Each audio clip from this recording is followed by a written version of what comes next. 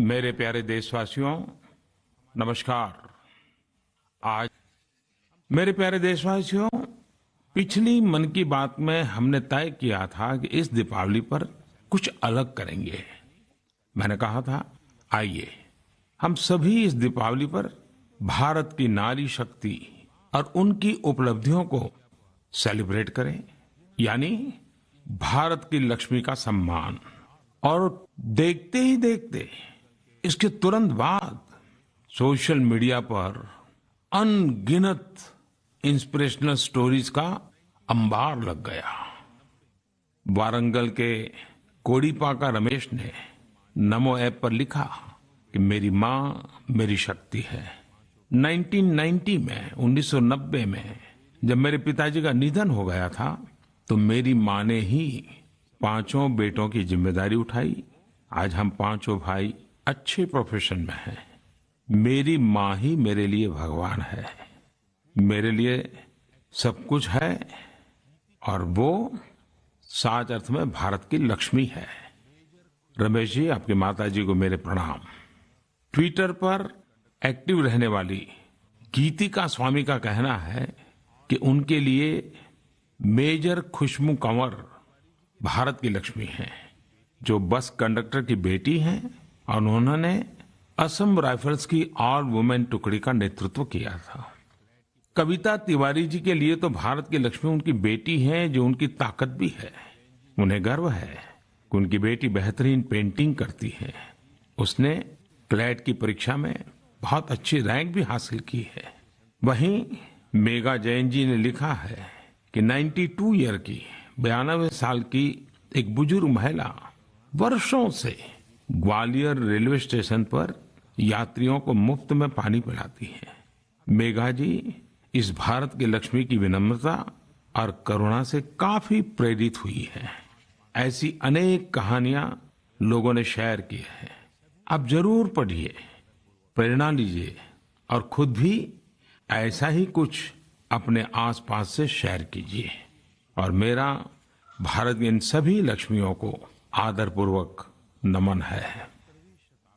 मेरे प्यारे देशवासियों, 17वीं शताब्दी की एक सुप्रसिद्ध कवयित्री सांची होन्नम्मा, उन्होंने 17वीं शताब्दी में कन्नड़ भाषा में एक कविता लिखी थी। वो भाव, वो शब्द, भारत की लक्ष्मी, ये जो हम बात कर रहे हैं ना, ऐसा लगता है जैसे उसका फाउंडेशन 17वीं शताब्दी में ही रच दिया गया था। कितने बढ़िया शब्द, कितने बढ़िया भाव और कितने उत्तम विचार कन्नड़ भाषा की इस कविता में है। पेन्निंद पेर्मेगोंडनु हिमवंतनु, पेन्निंद भृगु पेर्चिदनु, पेन्निंद जनकरायनु जसवड़ेदनु। अर्थात हिमवंत यानी पर्वत राजा ने अपनी बेटी पार्वती के कारण, ऋषि भृगु ने अपनी बेटी लक्ष्मी के कारण और राजा जनक ने अपनी बेटी सीता के कारण प्रसिद्धि पाई है। हमारी बेटियां हमारा गौरव है और इन बेटियों के महात्म्य से ही हमारे समाज की एक मजबूत पहचान है और उसका उज्जवल भविष्य है। मेरे प्यारे देशवासियों, 12 नवंबर 2019 यह वो दिन है जिस दिन दुनिया भर में श्री गुरु नानक देव जी का 550वां प्रकाशोत्सव मनाया जाएगा। गुरु नानक देव जी का प्रभाव भारत ही नहीं बल्कि पूरे विश्व में है। दुनिया के कई देशों में हमारे सिख भाई बहन बसे हुए हैं जो गुरु नानक देव जी के आदर्शों के प्रति पूर्ण रूप से समर्पित है। मैं वैनकूवर और तेहरान में गुरुद्वारों की अपनी यात्राओं को कभी नहीं भूल सकता। श्री गुरु नानक देव जी के बारे में ऐसा बहुत कुछ है जिसे मैं आपके साथ साझा कर सकता हूं, लेकिन इसके लिए मन की बात के कई एपिसोड लग जाएंगे। उन्होंने सेवा को हमेशा सर्वोपरि रखा। गुरु नानक देव जी मानते थे कि निस्वार्थ भाव से किए गए सेवा कार्य की कोई कीमत नहीं हो सकती। वे छुआछूत जैसी सामाजिक बुराई के खिलाफ मजबूती के साथ खड़े रहे। श्री गुरु नानक देव जी ने अपना संदेश दुनिया में दूर दूर तक पहुंचाया। वे अपने समय में सबसे अधिक यात्रा करने वालों में से थे। कई स्थानों पर गए और जहां भी गए वहां अपनी सरलता, विनम्रता, सादगी, उन्होंने सबका दिल जीत लिया। गुरु नानक देव जी ने कई महत्वपूर्ण धार्मिक यात्राएं की, जिन्हें उदासी कहा जाता है। सद्भावना और समानता का संदेश लेकर वे उत्तर हो या दक्षिण, पूर्व हो या पश्चिम, हर दिशा में गए। हर जगह लोगों से, संतों और ऋषियों से मिले। माना जाता है कि असम के सुविख्यात संत शंकरदेव भी उनसे प्रेरित हुए थे। उन्होंने हरिद्वार की पवित्र भूमि की यात्रा की। काशी में एक पवित्र स्थल गुरुबाग गुरुद्वारा है। ऐसा कहा जाता है कि श्री गुरु नानक देव जी वहां रुके थे। वे बौद्ध धर्म से जुड़ी राजगीर और गया जैसे धार्मिक स्थानों पर भी गए थे। दक्षिण में गुरु नानक देव जी श्रीलंका तक की यात्रा की। कर्नाटका में बीदर की यात्रा के दौरान गुरु नानक देव जी ने ही वहां पानी की समस्या का समाधान किया था। बीदर में गुरु नानक जीरा साहब नाम का एक प्रसिद्ध स्थल है, जो गुरु नानक देव जी की हमें याद भी दिलाता है। उन्हीं को ये समर्पित है। एक उदासी के दौरान गुरु नानक जी ने उत्तर में कश्मीर और उसके आसपास के इलाके की भी यात्रा की। इससे सिख अनुयायियों और कश्मीर के बीच काफी मजबूत संबंध स्थापित हुआ। गुरु नानक देव जी तिब्बत भी गए, जहां के लोगों ने उन्हें गुरु माना। वे उज्बेकिस्तान में भी पूजनीय है, जहां उन्होंने यात्रा की थी। अपनी एक उदासी के दौरान उन्होंने बड़े पैमाने पर इस्लामिक देशों की भी यात्रा की थी, जिसमें सऊदी अरब, इराक और अफगानिस्तान भी शामिल है। वे लाखों लोगों के दिलों में बसे, जिन्होंने पूरी श्रद्धा के साथ उनके उपदेशों का अनुसरण किया और आज भी कर रहे हैं। अभी कुछ दिन पहले ही करीब 85 देशों के 85 कंट्रीज के राजदूत दिल्ली से अमृतसर गए थे। वहां उन्होंने अमृतसर के स्वर्ण मंदिर के दर्शन किए और ये सब गुरु नानक देव जी के 550वें प्रकाश पर्व के निमित्त हुआ था। वहां इन सारे राजदूतों ने गोल्डन टेम्पल के दर्शन तो किए ही, उन्हें सिख परंपरा, संस्कृति के बारे में भी जानने का अवसर मिला। इसके बाद कई राजदूतों ने सोशल मीडिया पर वहां की तस्वीरें साझा की, बड़े गौरवपूर्वक अच्छे अनुभवों को भी लिखा। मेरी कामना है कि गुरु नानक देव जी के 550वां प्रकाश पर्व हमें उनके विचारों और आदर्शों को अपने जीवन में उतारने की और अधिक प्रेरणा दे। एक बार फिर मैं शीश झुकाकर गुरु नानक देव जी को नमन करता हूं। मेरे प्यारे भाइयों और बहनों, मुझे विश्वास है कि 31 अक्टूबर की तारीख आप सबको अवश्य याद होगी। यह दिन भारत के लौह पुरुष सरदार वल्लभ भाई पटेल की जन्म जयंती का है, जो देश को एकता के सूत्र में पिरोने वाले महानायक थे। सरदार पटेल में जहां लोगों को एकजुट करने की अद्भुत क्षमता थी, वहीं वे उन लोगों के साथ भी तालमेल बिठा लेते थे जिनके साथ वैचारिक मतभेद होते थे। सरदार पटेल बारीक से बारीक चीजों को भी बहुत गहराई से देखते थे, परखते थे। सही मायने में वे मैन ऑफ डिटेल थे।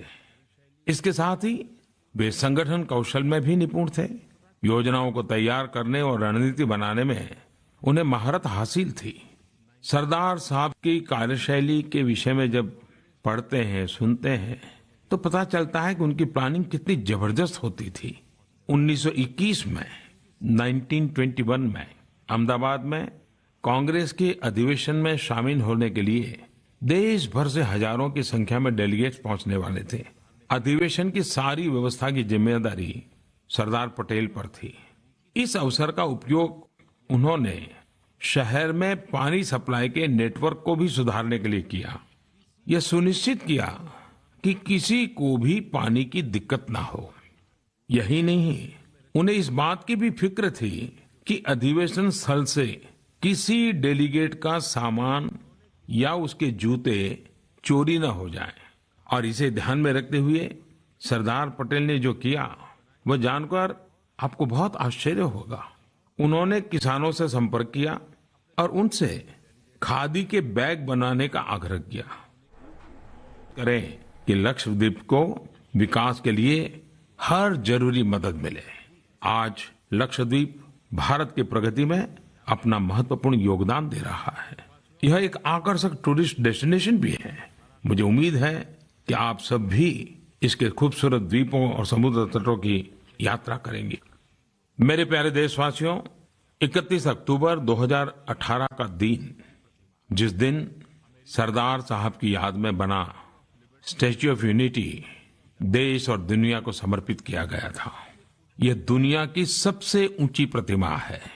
अमेरिका में स्थित स्टैच्यू ऑफ लिबर्टी से भी ऊंचाई में डबल है। दुनिया की सबसे ऊंची प्रतिमा हर हिंदुस्तानी को गर्व से भर देती है। हर हिंदुस्तानी का सिर शान से ऊंचा उठ जाता है।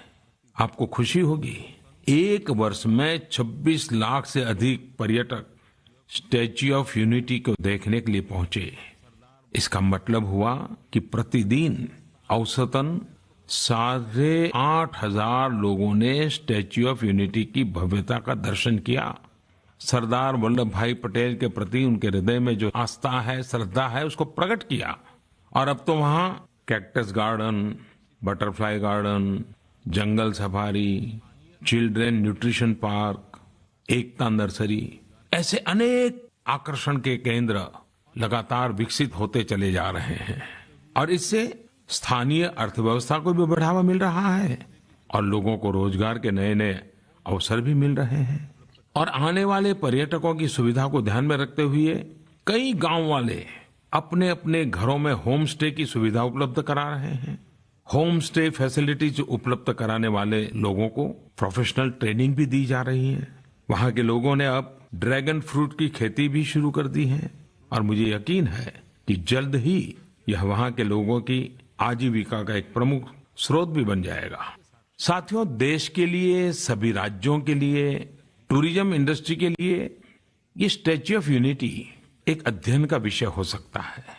हम सब इसके साक्षी हैं कि कैसे एक साल के भीतर भीतर एक स्थान विश्व प्रसिद्ध टूरिज्म डेस्टिनेशन के तौर पर विकसित होता है। वहां देश विदेश से लोग आते हैं। ट्रांसपोर्ट की, ठहरने की, गाइड्स की, इको फ्रेंडली व्यवस्थाएं एक के बाद एक अपने आप बहुत सारी व्यवस्थाएं विकसित होती चली जा रही है। बहुत बड़ी इकोनॉमी डेवलप हो रही है और यात्रियों की आवश्यकता के अनुसार लोग वहां सुविधाएं पैदा कर रहे हैं। सरकार भी अपनी भूमिका निभा रही है।